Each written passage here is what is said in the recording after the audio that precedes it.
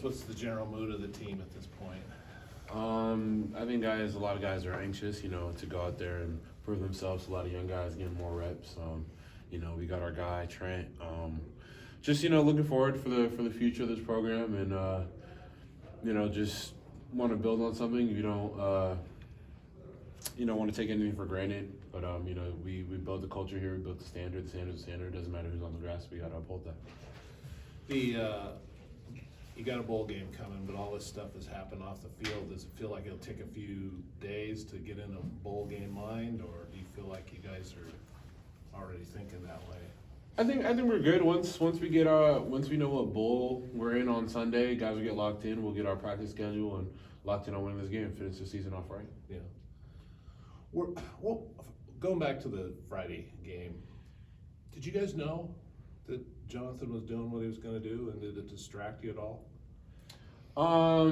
No, I don't think we knew. We had a little heads up before, but at the end of the day, you don't want to say, oh, we had bad vibes or bad energy. I think at the end of the day, we got to look ourselves in the mirror and say we didn't go out there and execute. We didn't go out there and come to play.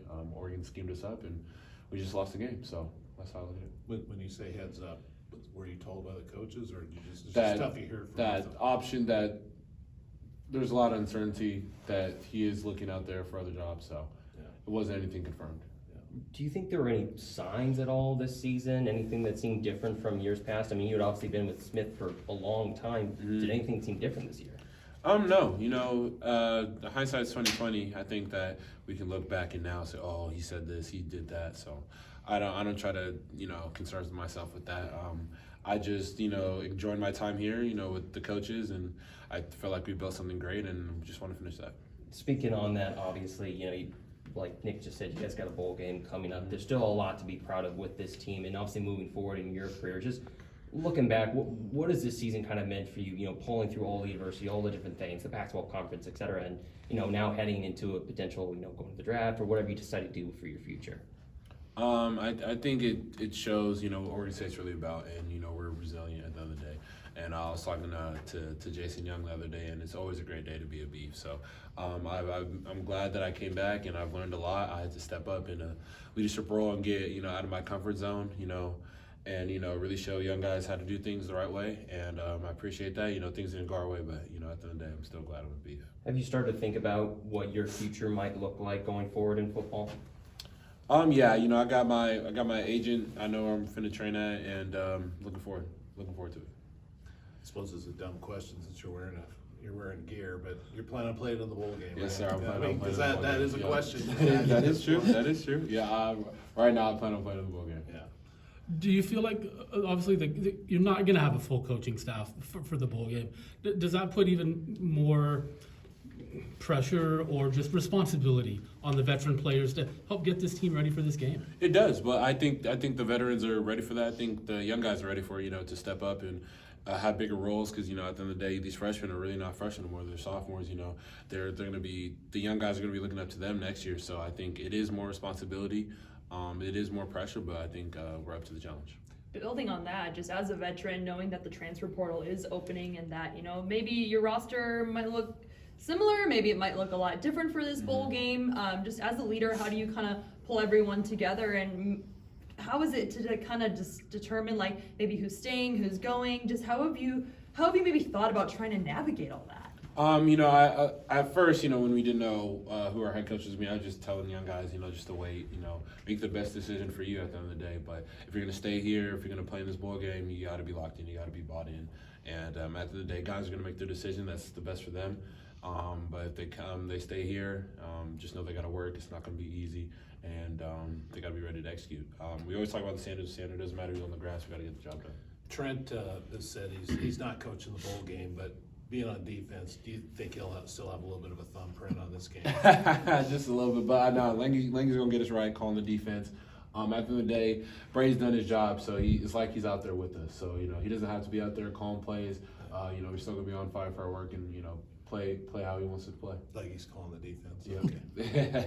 What was your reaction when he kind of was announced head coach?